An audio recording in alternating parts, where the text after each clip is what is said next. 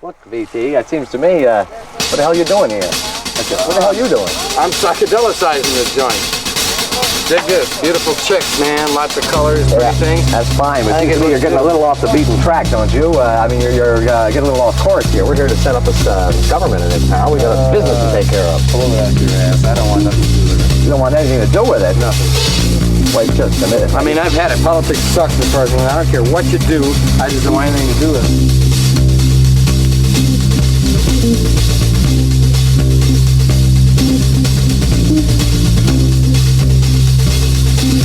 This is Requiem Metal Podcast, episode 83, Motor City 5.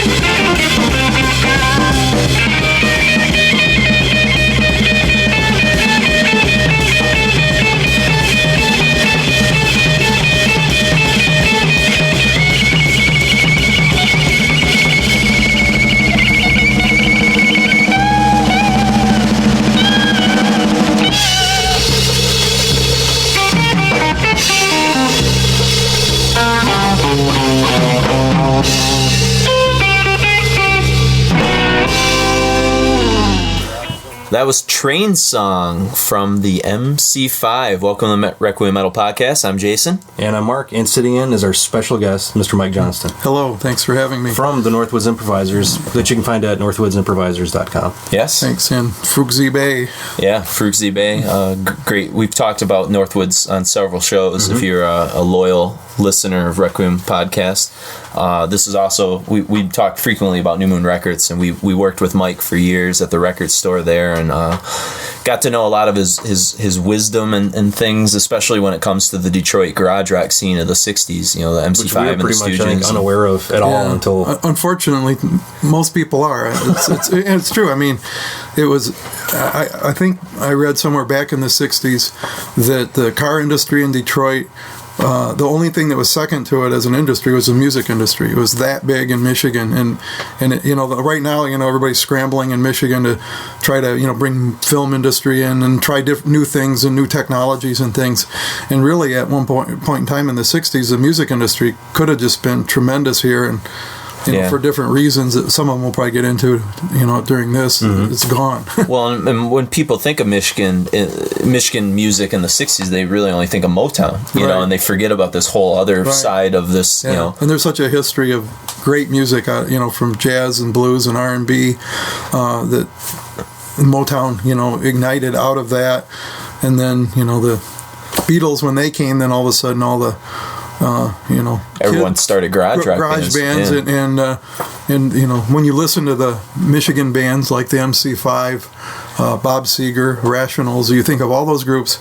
Each one of those bands has a vocalist that really belts it out like a soul singer, like Motown. And even though it's a different sounding music, there's still that Detroit. That's that sound that R&B kind of cranked up to the limits. And it was very soulful singing. If you listen to garage music from around the country, the vocalists are pretty timid compared to the Michigan singers. And a lot of people, when they hear the Michigan rock, it freaks them out a little bit because the singers are pretty passionate, and it's kind of like startling at first. It takes adjusting to kind of realize that they're just kind of pouring it all out on the line, So. Well, and you're lucky because most of the people probably listening to this podcast won't be too timid about aggressive vocals, aggressive music and stuff like that. Well, this will probably seem but still, And one of the reasons we wanted Mike to do a MC5, and a show on specifically bands like MC5 and Stooges, because these bands have some ties within the metal community in a sense, in terms of whether it's aggressive political nature, in your face style. I mean, the Stooges. This stuff kind of all led to punk, which led to metal, which it's all kind of intertwined at some point. The Yardbirds and a couple bands were turning their guitars up maybe a little bit before the MC5, but they were the first ones to just go ballistic with that whole thing, which led to complete genres of music like you guys are into that do that now. So sure. One comment, kind of backtracking on that Trane song. Yeah, tell us a little bit about what we heard. That was the last recording session of the MC5, and that particular song is an instrumental that had Wayne Kramer, normally the lead guitarist, playing bass on that track because he's an excellent musician. And that's an improv piece. Dennis Machinegun Thompson on drums. I think it's appropriate for that song because he really tears up on that. And Fred Sonic Smith on guitar, and it's an instrumental, and it's real. I think it's real progressive rock. I think that was from 70 or 71, and there weren't a lot of you could see the direction they were headed in, and it's really too bad that they got snuffed out when they did, because I think they'd be held in the same light as like Black Sabbath and Led Zeppelin, and Hendrix and some of those bands. And probably, in my opinion, they had more diverse influences. Hendrix probably was getting there because Miles Davis was interested, and I think that would have really triggered something pretty interesting. But at the time, they were deep into all kinds of music and fearless. And when you heard it in Trane Song with the piano playing, was very similar to Cecil Taylor, different things, Yeah, so. And they were really into Coltrane and Albert Ayler and Sun Ra and right, and Sun Ra even lived at their commune for a while when he'd come into town. Oh wow, yeah, in Ann Arbor, for towards the later period. So they not only were listening to that stuff, they knew the people. Dennis Thompson, when I interviewed him one time, told me that when they went to New York, that Sinclair made sure they saw Coltrane, and they just we're checking all this stuff out. Well, now that you mentioned like a guy like John Sinclair, I guess, for people, since we're kind of doing this to introduce, I think probably an unknowing public, maybe the metal community, even younger people who don't know, except Kick Out the Jams from Guitar Hero or something, give us, I guess, the sort of little background on who these guys were and where they're coming from. Well, they were, sons of blue-collar workers that worked in the auto industry in Detroit, and they grew up in rough Detroit, and they were rough and tumble individuals that were very intelligent, but outcasts that didn't fit in, and they started a rock band, and they were, like I said, they were very intelligent. They grew very quickly, and they were totally into music, and they saw music as a vehicle, I think, not just to express themselves, but to communicate. And it kind of snowballed and evolved quickly, and they connected up with John Sinclair, who became their manager for a short period of time. And John Sinclair, back in the late 60s in Michigan, was probably the most radical individual in the state, and he was fired as a school teacher for getting busted for pot back in the mid '60s. And he was a radical guy, and he was outspoken, and he was fearless, and he was very deep into jazz. I know my bass teacher when I was younger told me that he turned him on to Albert Eiler back in the '60s and said, "You got to, just gave him these records, so you got to listen to this." John Sinclair gave your bass teacher this stuff? Yeah, he said, "You got to check this guy out." And, so he was like always pushing, new sounds and listening to different things. And he was kind of all about, like, I guess, energy in a sense, too, which is, he kind of transferred to the five in a way. Yeah, definitely. That and open-mindedness and outspokenness, very political and experimental, approach to music and life. I mean, that was the scary part of the MC5 for a lot of people, is that, they were, experimenting on all levels, lifestyle and music-wise. And to me, the fascinating thing with the music is that because they were so fearless, and I don't think that can be expressed enough. I mean, people that listen to this, honestly, I can't think of any bands as fearless as them. They really stepped way over the edge. Do you have, the White Panther Party? Yeah, and they challenged the police almost at every concert they played. They, were, the CIA and the FBI had them under... The COINTELPRO had them on their list. Right, and they were, Spiro Agnew, the Vice President of the United States, after Nixon was elected, cited them in a speech as being radicals and named the band. The MC5 are an example of what's wrong with the youth in America. To this day, I can't think of any vice president or presidential speech that cited a rock band or a music artist and named them specifically. Yeah, specifically, and that just that did them in. I mean, they from that point on, they were kind of doomed, I think. Well, it was sort of the same thing that happened with the Black Panthers. As soon as the FBI started to target them, they discredit them and destroy their reputation. Yeah, and that's what really happened with the MC5. One by one, it started to come apart from outside and inside. But because they were out on this edge, and they were so fearless. And they were socially aware because they had to be because of the political steps they were taking, but they were musically aware. That I think that scope that they take into their music is so mature for a very young age that all of that comes into their music, and as they grew talent-wise as musicians, which happened pretty quickly, that transformed into their music, and so you hear influences that you don't hear in hardly any other rock bands. They're fearless in their approach to try a little bit of jazz and a little bit of African music and a little bit, and they just poured it out there with all the energy that they could muster up at any concert, and then they were challenging the system and stimulating the young people to start to think for themselves, and it was high testosterone. Yeah, well, and I had an opportunity to interview the MC5 during the reunion thing when they played down at the Majestic in Detroit, and I asked them about this. I said, are there any other bands that you hear nowadays that are doing anything kind of like you? And I mean, they're pretty flat out like, no, not at all. You know, I honestly think if they were doing the things they were doing back then today, they would be in just as much trouble. Yeah. You know, I really think that they just pushed all the buttons hard, you know. Well, I mean, they were the only band that showed up to play the 68 Democratic Convention, which, you know, there were riots and all kinds of protests at, and, you know, the whole Fuck Hudson's thing where they basically got kicked off their record label. And I mean, you know, we're going to hear a set of music in a second where, you know, their most famous tune, Kick Out the Jams. I mean, what was the impact when that live record came out, and the swearing and all that? Yeah, they immediately banned the record, and then the liner notes had the, you know, fuck word in them, and they took the liner notes off the record, and, you know, it just, and another thing just kind of popped in my head when you were talking there, a lot of people don't realize is that, you know, why don't you know about Michigan rock? Well, Woodstock, which happened, you know, this is the 40th anniversary of it, 1969, summer of 69 was Woodstock.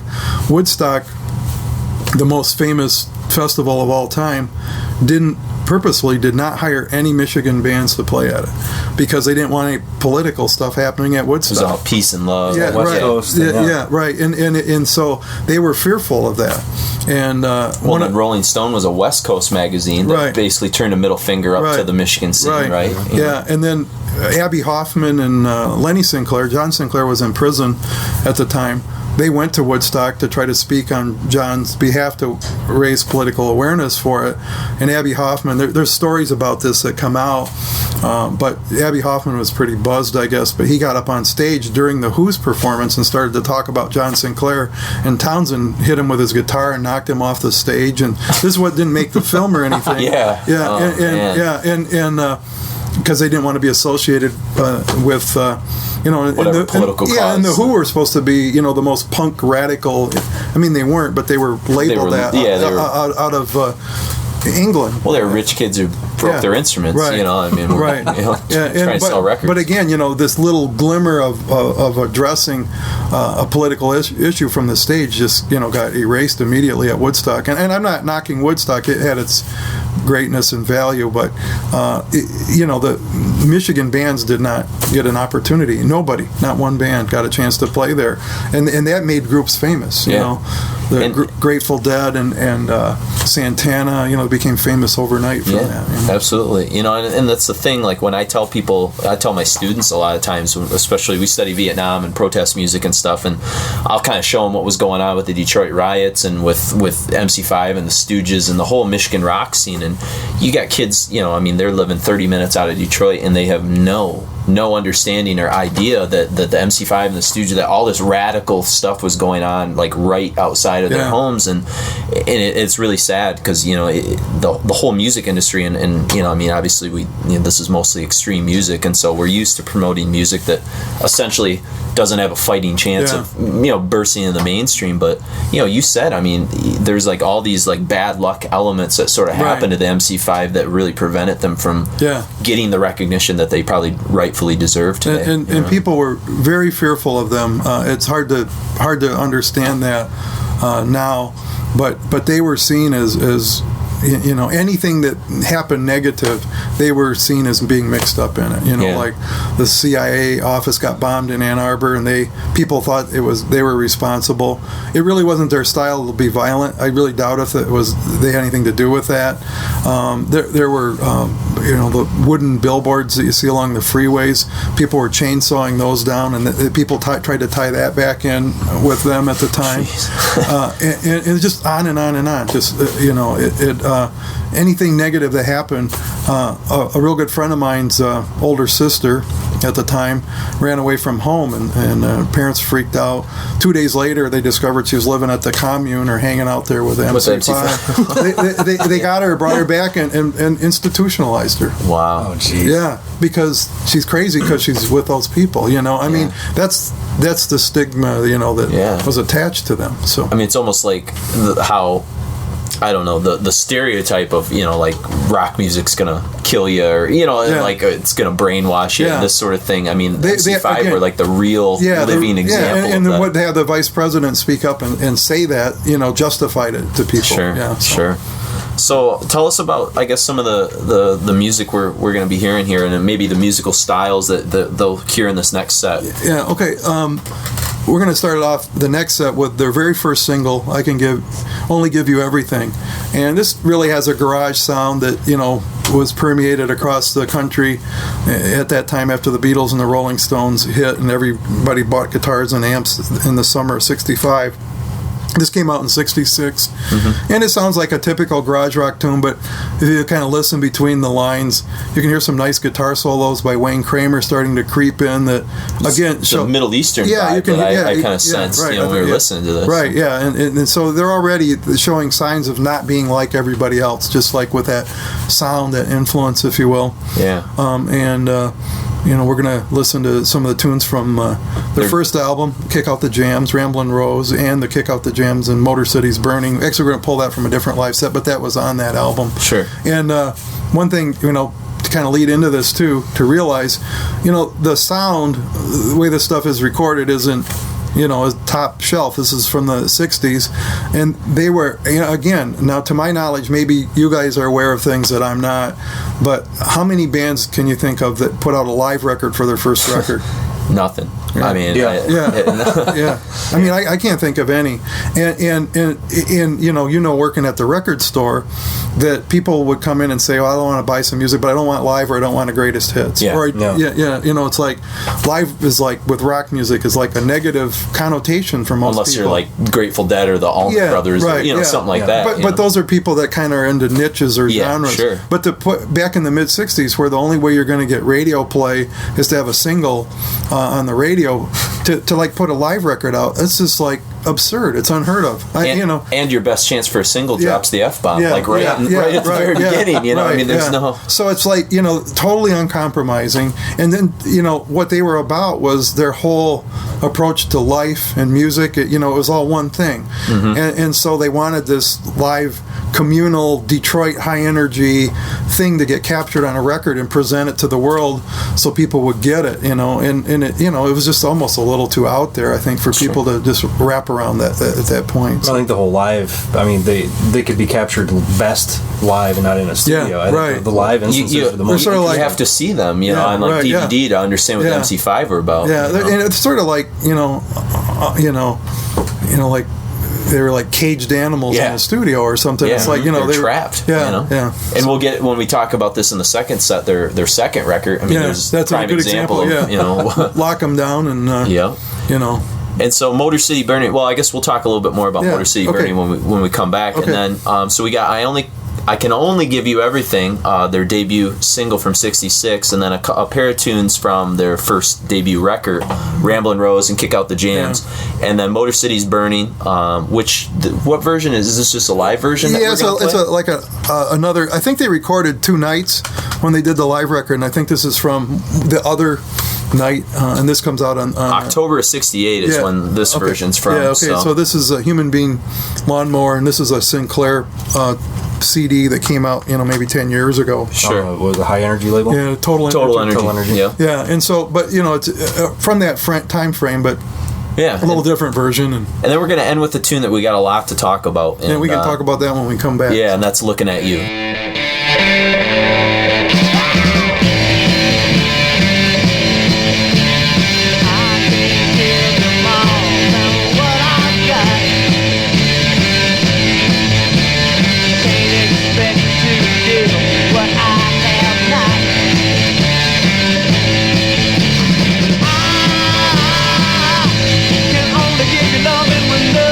Goes down, and when every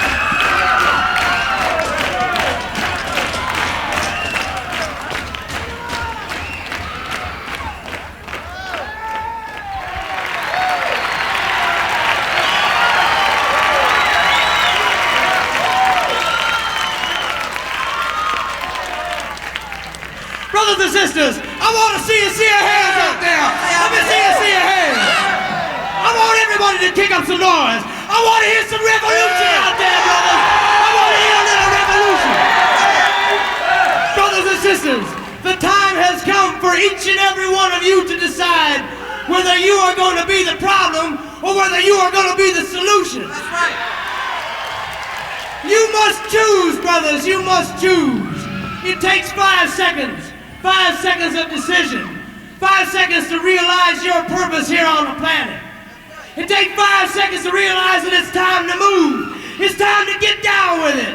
Brothers, it's time to testify, and I want to know, are you ready to testify? Are you ready? I give you a testimonial. The MC5.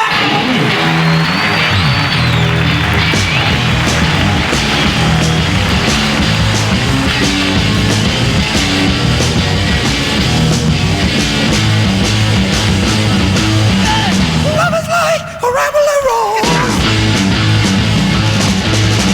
The more I feel it, the more it grows. Rambling road, rambling road.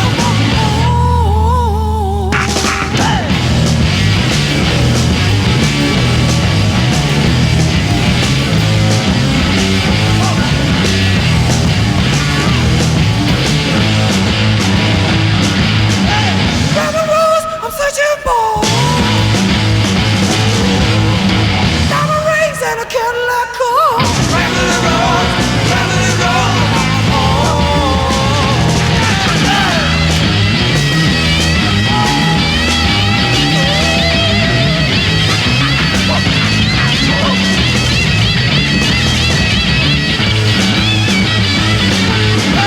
Rambling roads are rambling around.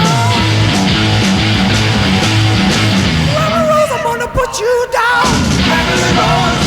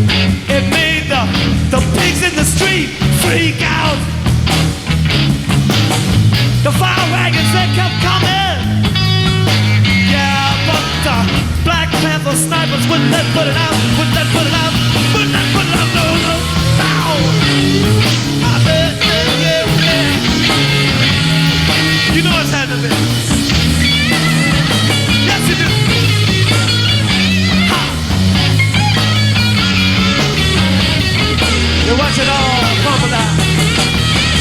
Yeah.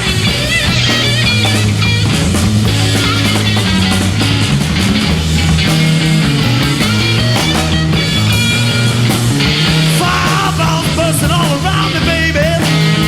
Yes, and the soldiers were standing everywhere. The fireballs were bursting all around me, baby. And the National Guard was everywhere. I could hear my people screaming. A siren. Fill the air, fill the air, fill the air, yeah.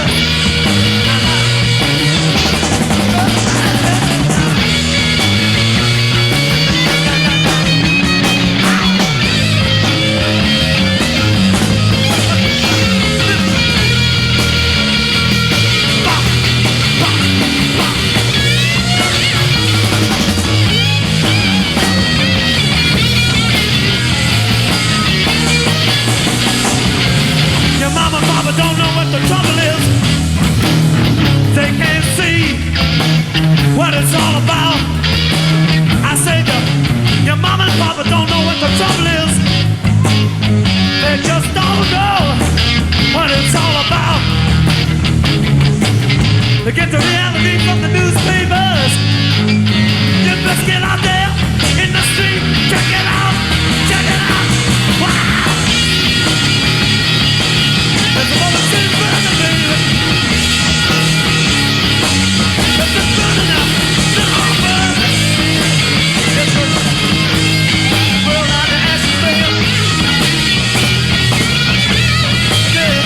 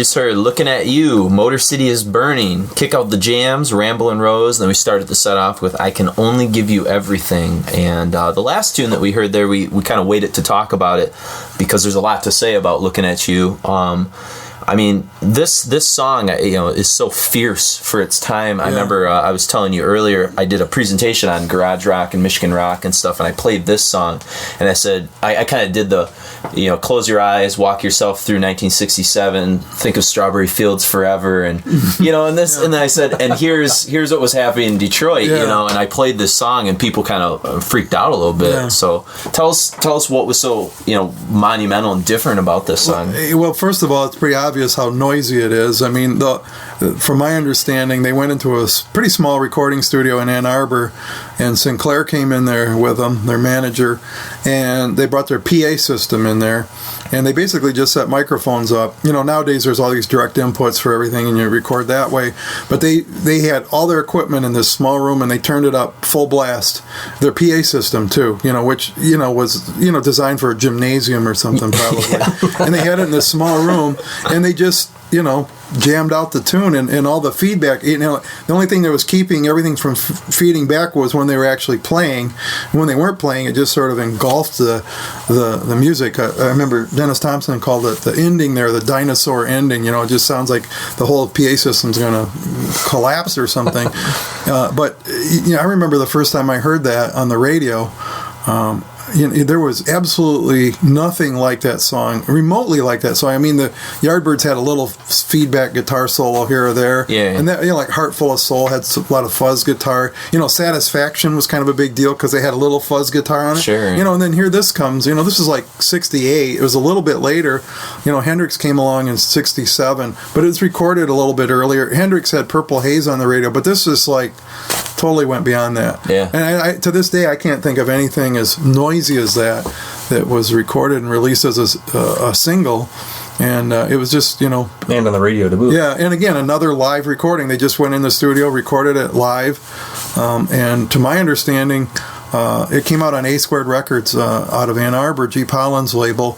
And G. Pollin, him and Sinclair kind of were at odds with each other. Sinclair was always accusing G. Pollin of having all these pop bands and blah, blah, blah. And so they were, kind of angry. And then I guess at each other. And G. Pollin supposedly saw the MC5 live and just was blown away by him. You couldn't help but just, be totally impressed with, how good they were in their high energy, blah, blah, blah. And so was really blown away by him. The MC5 recorded this, and it's kind of vague, but it sounds to me like they put the record out on A Square Records without really getting G. Pollin's approval. They just used it, and they didn't use the regular logo. It's got a different one, and Gary Grimshaw, the artist that did all the posters and flyers for the MC5, designed the record cover and the record label, and it has a picture sleeve that goes with it. It has marijuana leaves in the image, and John Coltrane's face like kind of coming out of the sky, almost like looking over the band, or and again paying homage to jazz artists and things like that. And it's really an interesting picture sleeve, totally again unlike the Beatles and the Rolling Stones and all those bands were doing, showing a totally different perspective. So you have the cover artwork, the record label on the single was all intricate hand-drawn designs. I'd never seen anything like that when I first saw that. And then it was just loud, and the record was really loud. It was pressed loud. And I remember there was a guy in town here in Mount Pleasant that ran a bookstore, Dave Levi. I know you guys know him. Yeah.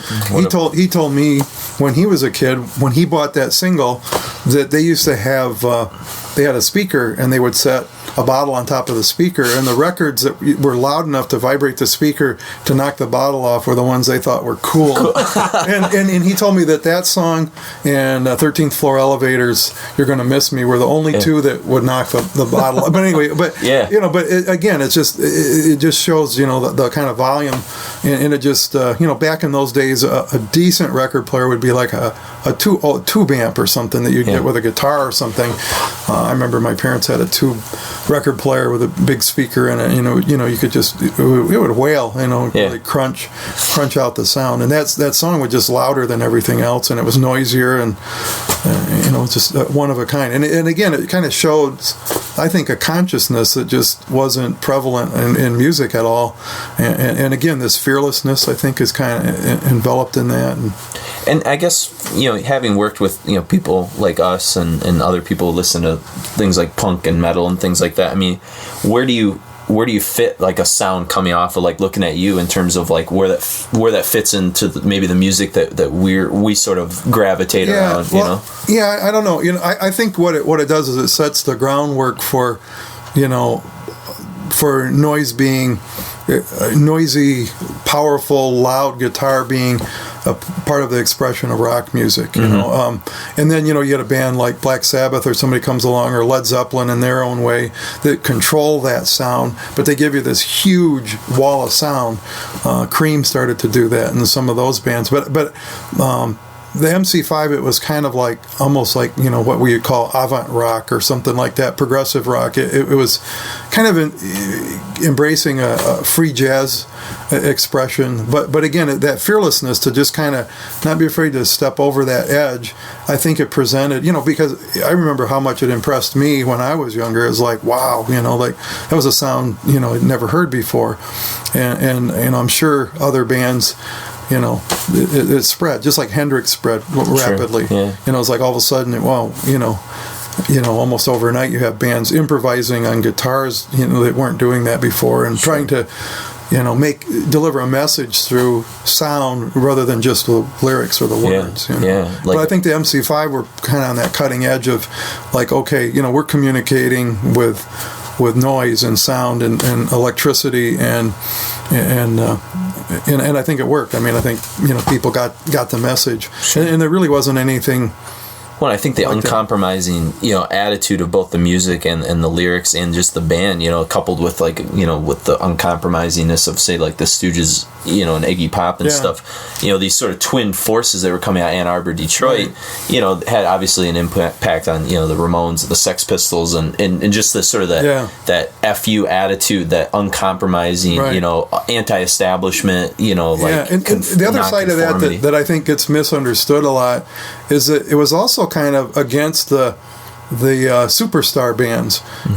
They weren't coming off like for example, I saw Led Zeppelin in Detroit the first time they played there, and it was great. I mean, it was memorable, and and I'm not knocking Led Zeppelin, but they kind of came off like they were studs and superstars. Yeah, right. Like we're up here and you're down there. Yeah. And the MC5 and the Stooges and the Michigan bands, if you could come up on stage and do something as well or better, you were welcome to do it. Yeah, it was a working class. Yeah, kind of and thing, everybody kind of had that feeling, that we are part of this and they are part of us, and that was part of what was great about it. It wasn't like they were snubbing you in any way. They were just out there, cutting loose and showing you that there's something maybe that could be gained culturally. The 50s, everybody was so repressed.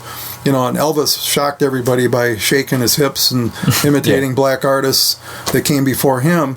And then the Beatles sort of opened up the floodgates. Well, then, the MC5 were probably the first band to just sort of, take a cruise down, out in the ocean with that freedom of expression. And it was, for young people that were, felt like caged animals and were looking for a way out.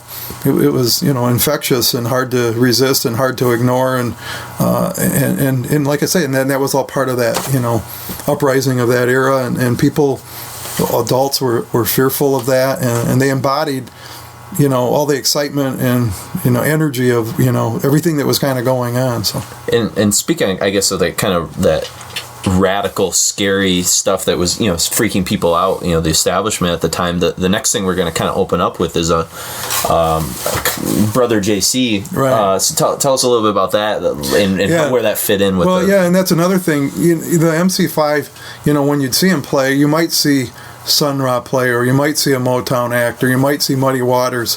They didn't it wasn't like, okay, this is a metal fest, or this is, folk music, or this is jazz. It was like music. Yeah. And I think I grew up in that, and so I didn't differentiate between Coltrane and the MC5. It was all, energy music. And I think that was a lesson you imparted on guys like Mark and I. I'm sure if a lot of our listeners knew the stuff that Mark and I listen, they'd probably be offended or something, but oh well, get over it. It's all, it's all kind of coming from the source, so to speak. Well, anyway, then to expand that, then political messages were also part of that. Well, the White Panther Party. Right, yeah. So it's you might see a jazz artist, and you might have a priest come up and give a speech, and you might have a Black Panther Party person give a speech in between a song, and it was all this politics and high energy music and jazz and blues and everything.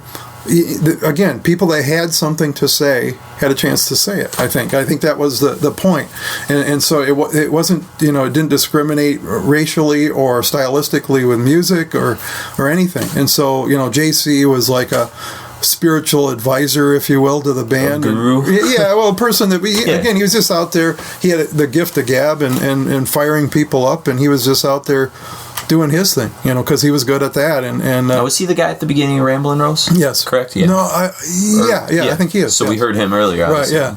Yeah. But anyway, he would frequently appear at some of their concerts, and like I say, you go to an MC5 concert. I didn't go to a lot of them back then, but I had friends that did.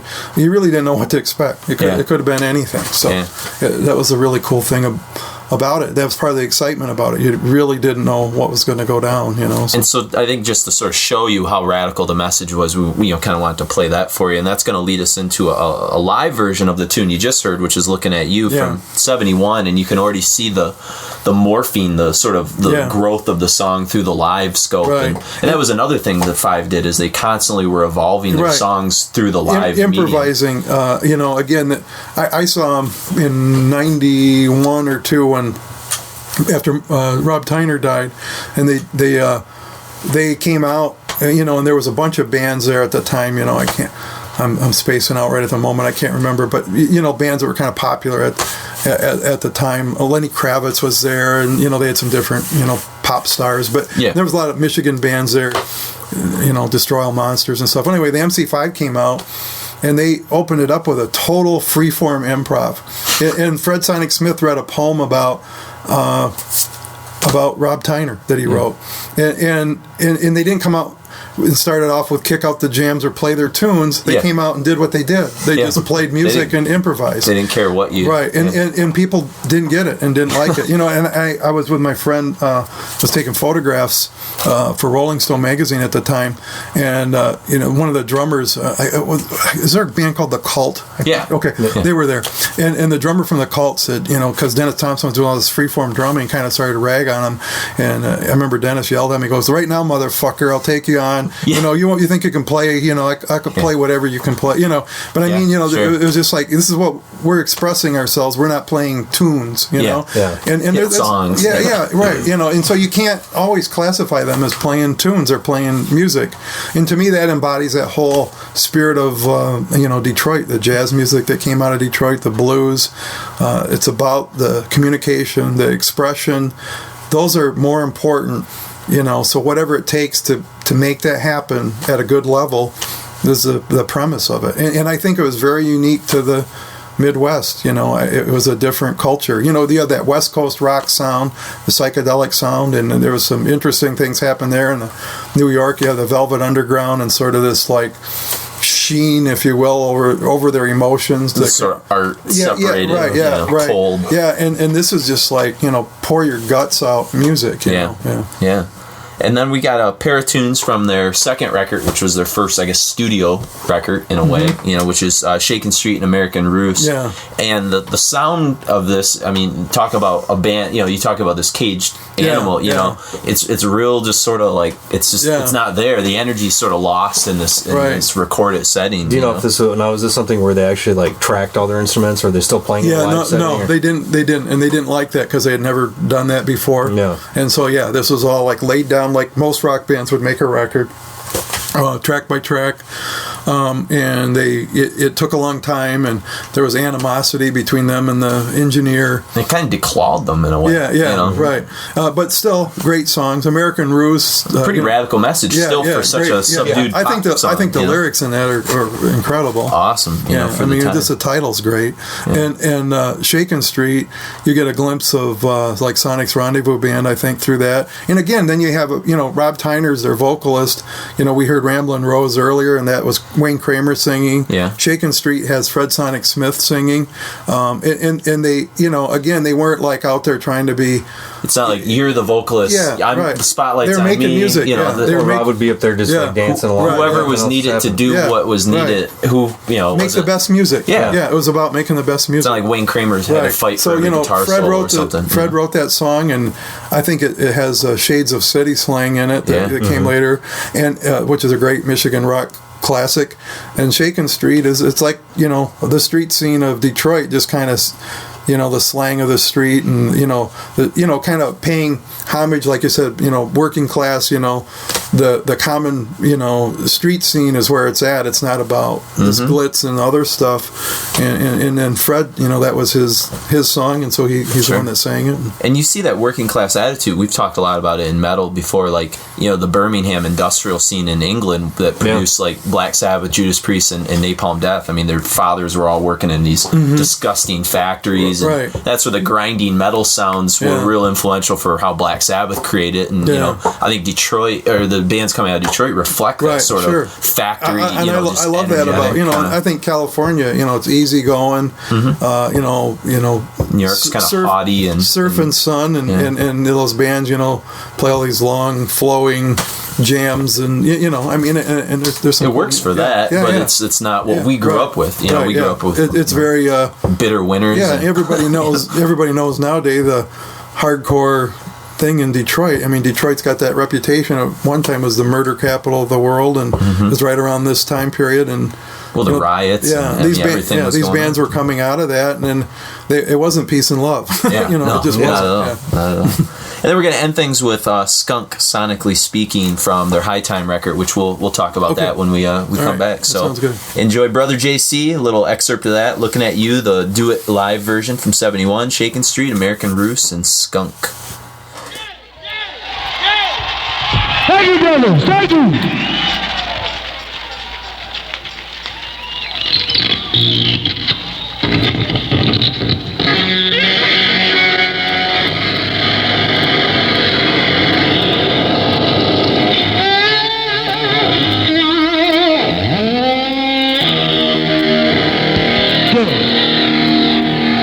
Brothers and sisters, just 1 second here while we get everything together, and then we will begin. Hey, boy.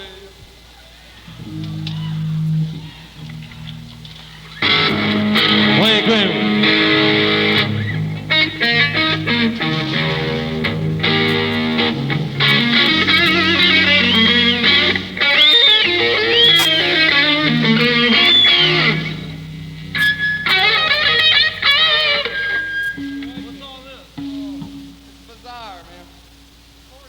Brothers and sisters, let us take this opportunity to introduce to you the Oracle Ramus, Brother JC. Brothers and sisters, I want you to kick up some noise. I want to see your hands right now. Let me see your hands. Brothers and sisters, a very important message I'm sure y'all be interested in. This Wednesday and Thursday,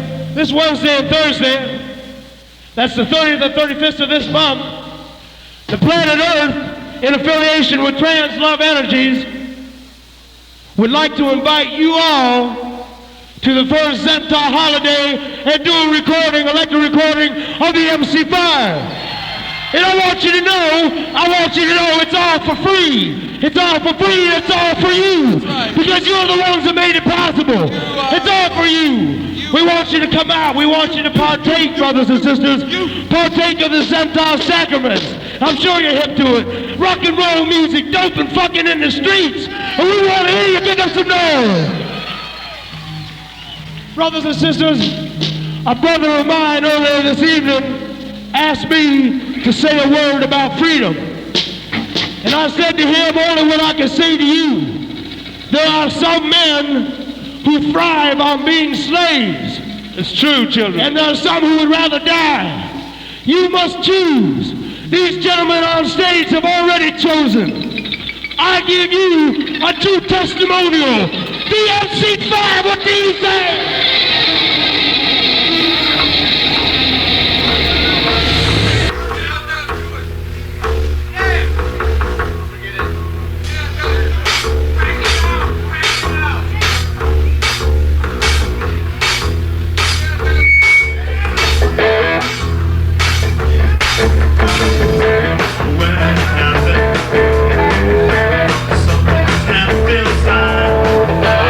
Make you want to hide.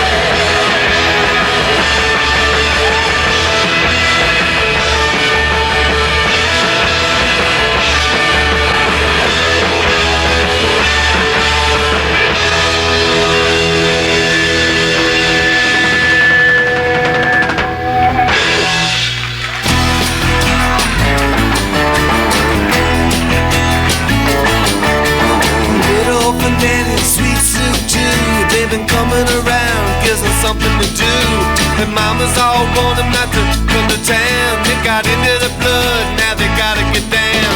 Shaking Street, it's got that beat. Shaking Street, where all the kids meet. Shaking Street, it's got that sound. Shaking Street, said you gotta get down.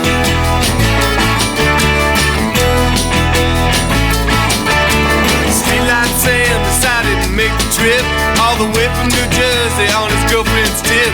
He pulled into town and met Skinny Lady Pete. Said, come here, boy, I heard about the street. I heard about the place where all the kids go. Now I'm about to flip, I just gotta know about Shaking Street. It's got that beat. Shaking Street, where all the kids meet. Shaking Street, it's got that sound. Shaking Street, said you gotta get down.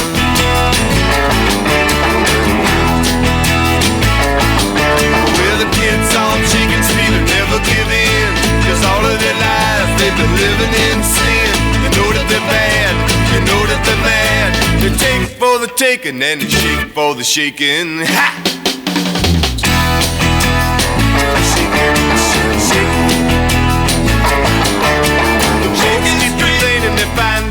Shocking, all the kids wanna do is just keep on rocking. They ain't got no time to think about stopping. They gotta get down and do a little stomping. With Sally Baker wants to shake a shaker, and Bobby Phillips says he's gonna take her to Shaking Street. It's got that beat. Shaking Street, where all the kids meet. Shaking Street, it's got that sound. Shaking Street, you gotta get down. Shaking Street, it's got that beat. Shaking Street, where all the kids meet. Shaking Street, it's got that sound. Shaking Street, so you gotta get down.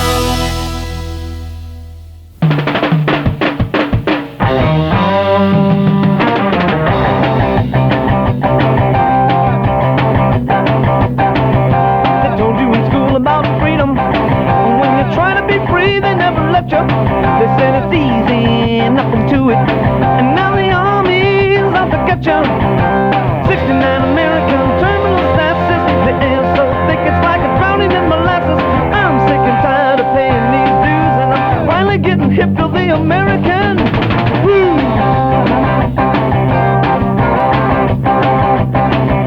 I learned to say the Pledge of Allegiance before they beat me bloody down at the station.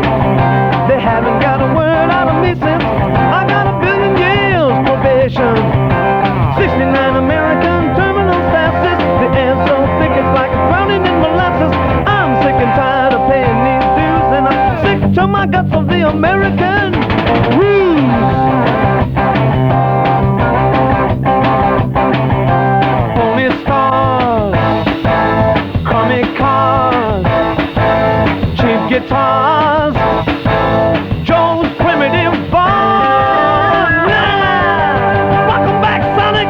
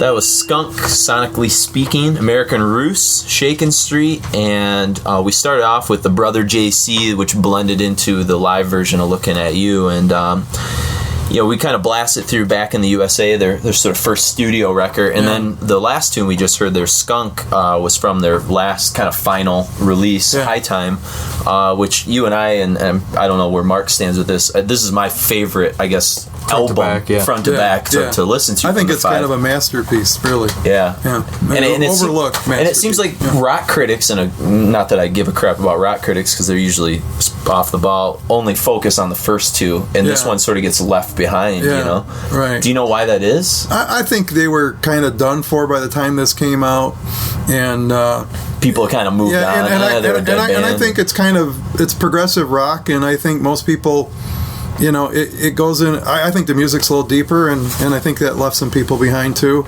They weren't getting a lot of advertising publicity. That was just they were kind of seen as a done for item, and I don't think any the advertisements for this record were cartoons that Crumb did, right? No, Tyner did. Oh, and Tyner, they're really political. I mean, they had, Chairman Mao and prison camps and, it was all these, they were really crazy ads that would be in, like, Billboard magazine and stuff, and they were really radical. I have a copy of one of those around here if you haven't seen that, but, yeah, they're really radical, so that wasn't me. But they looked like Crumb. If you've seen it, that's why I think you showed them to me. And that's Crumb kind of. Yeah, but they were all this really political bent drawings and had Nixon drawn in and all this stuff. Well, did Cream magazine or was that really the only place that gave any credence to? Well, Rolling Stone. They were on the cover of Rolling Stone until they got in trouble. And then I don't think Rolling Stone barely mentioned them after that. Cream magazine mentioned them a little bit. Because what's Lester Bangs? Lester Bangs. Was he more about the Five or the Stooges? He liked the Stooges and Question Mark and the Mysterians more than the MC5. I think he kind of saw the MC5 as being a little bit full of themselves, which they were. Yeah. And John Sinclair. Well, they were kind of their own worst enemies. Yeah. And John Sinclair. I mean, you got to love him on one level, but he's a real. There's a lot of big ego there too. Yeah. And so I think that just didn't rub right with him, and he was an outspoken individual, like Michigan, things were going on, and he wrote for Cream, and he voiced his opinion. It wasn't real positive of the MC5 at the time, but I don't think he had anything to do with sinking them or anything like that. But he just had some odds with them. But back to the High Time record, I think it's a real progressive record. There's on that tune, Leon Henderson and Charles Moore from the CJQ Contemporary Jazz Quintet out of Detroit that were Blue Note recording artists at the time. They were a real progressive jazz group in Detroit. They appeared on that song. Bob Seger. I was going to say, maybe you've heard of Bob Seger. Yeah, Scott Morgan picked up some percussion instruments. So again, you have this brotherhood thing where you have people, around that time, Marvin Gaye's What's Going On album, he had members of the Detroit Lions singing on that. It was just this real community. Yeah. And that, again, that brotherhood thing and that was happening, and which I really admire. Again, I was influenced by that, but well, and you playing in a kind of a collective improvising rock act where I've seen you guys bring in people just for one show, and I mean your friends have come up and played when it's necessary to fit the means to the end of the what's right for the music. If we need this person to come and do this instrument, cool. There was no ego, with that, and Yeah, I think it kind of comes down to what's going to make the music best, and I really think for the most part they were thinking like that. Also, you were asking why that record didn't get popular. Sinclair was in prison when that record came out, if I recall, or he had just gotten out, but he hadn't been manager for a while, and so he wasn't there to market them the right way, guide them. The other thing that we talked about kind of off microphone when we were listening to some of this music was that Tom Dowd was probably the producer in rock and roll. He's the guy that invented stereo recordings back in the 50s, and he's the guy that perfected multi-tracking and brought that into the recording industry. And he's like this guru genius. Atlantic Records had stereo recordings 5 years before any other company, and he was this producer genius. And when they switched from Elektra to Atlantic, he for some reason he wasn't the guy that headed up that recording session. He did the Allman Brothers Band and Eric Clapton and Cream and all these bands, and he would have been perfect. He was real intelligent. I think he would have got them. He would have understood what they were about. And he probably would have produced great records. But what happened is that they got John Landau for Back in the USA, and that was his first effort. He became famous later doing Springsteen, Born in the USA. So that title, Back in the USA, was his idea. Yeah. He had this whole like Americana thing he was trying to do. It wasn't really them. Nothing says Americana like the White Panther Party. Yeah, right. He didn't really capture what he wasn't trying to find a way to capture them. No. He was trying to promote his idea. Yeah. And he wanted them to be rock stars, but he wanted to be a star, I think, in the process. Now Dennis Thompson, when I interviewed him, he really detested the guy. I mean, he didn't hold any punches back. Yeah. And then they got into more turmoil. And this record, I don't know if it was recorded in England, but the producer was a British guy. I think it was recorded in Detroit. But they had yet another obscure producer. The guy was cool. I mean, he didn't restrict him musically or anything. But again, Tom Dowd probably would have pulled a better sound out. More. Their music isn't recorded very well most of the time. Yeah, it was at Artie Field Studios in Detroit. Okay, so it was recorded in Detroit. But I think that the main producer or engineer was a Brit. Mm-hmm. Yeah, they just say something about some of it in London as well. And so, again, it was too bad it wasn't, I know Tom Dowd had his fingers in, Led Zeppelin records and all kinds of things that were going on for Atlantic. And, just about every band that put something on Atlantic, Aretha Franklin, and, but not the MC5. And, why that didn't happen. And he would have been, like, again, his track record, he would have been the guy that probably could have done the right thing. So that, it always seemed like they stepped in the wrong direction, and this is it for them pretty much, right? I mean, and they did the Gold soundtrack that we're gonna end with, and that was done in England, and it was kind of a bootleg record almost, and that's what we opened the show up with, was one tune from it, Trane song, which is I think John you can Coltrane hear that reference, Skunk song that we just heard, then one coming up, and the one we opened the whole program up. You can hear how progressive they were. You can hear jazz influences, and again, they were kind of open-minded. Now, I think they maybe did some things, that opened up the doors for metal music, but their expression to me, what really probably was more akin to African American music expression than metal. Really, ultimately, I think that they were embracing the free spirit of African American music that was coming out, and they understood it. I think the Stooges understood it. I think a lot of those Detroit groups, because Motown was there, and the Motown artists intermingled with all these people, and so I think that was real vital in this music. But I think they were almost like a revved up, electric, high energy, almost like free jazz / rock mix. I mean, that would be kind of the way I would, and that's what I liked about them, and that I think influenced me to open my mind up to jazz music and see some of their influences. And there were other artists that got me in that direction too, but that's what I kind of cherish about them, really. So absolutely. And like I say, there's so much to what they did. Sure.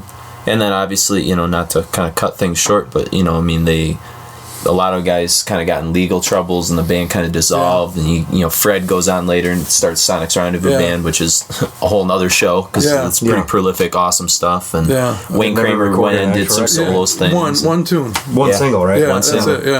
But sort of like a prolific underground band in the '70s, when that sound that they promoted in the '60s is sort of vanished. They were the only ones kind of doing that. And, you got some acts, I mean, in the metal world in a strange way, like the Helicopters, which came out of the roots of Entombed with Nicky Anderson, that kind of threw some ode back to Sonic's Rendezvous. And then that Australian movement with Radio Birdman, New Christ, and those bands, had the roots in, Dennis Tech grew up in Ann Arbor and saw these bands.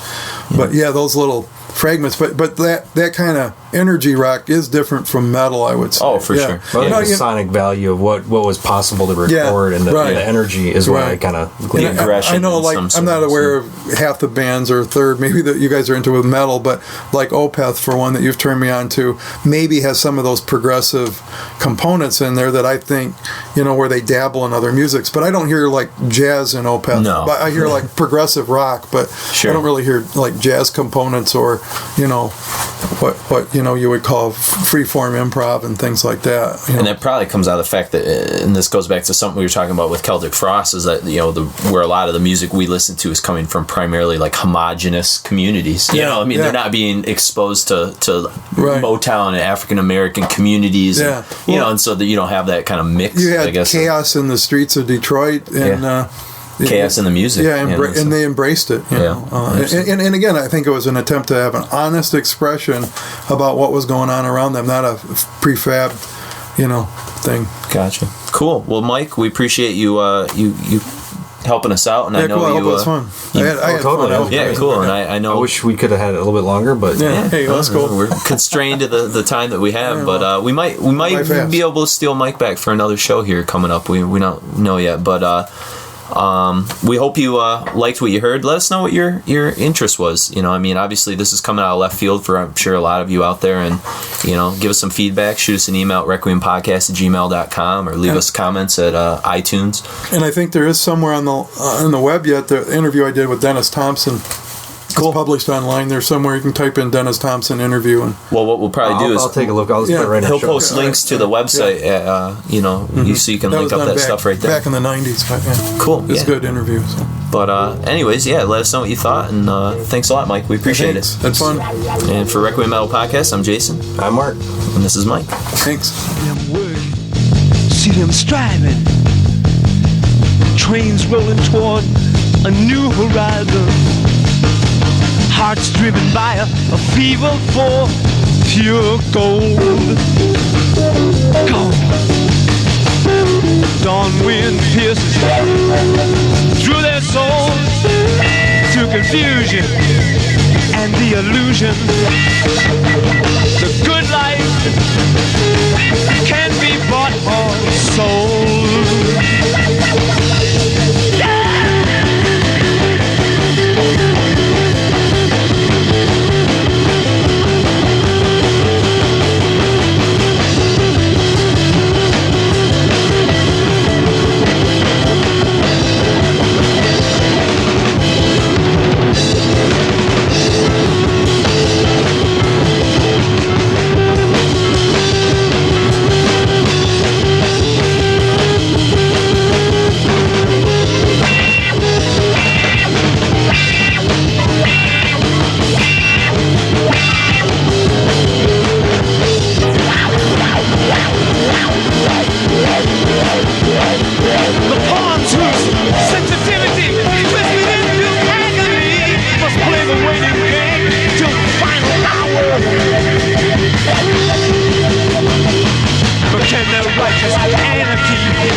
Bring the kiss of sanity, smash this beauty.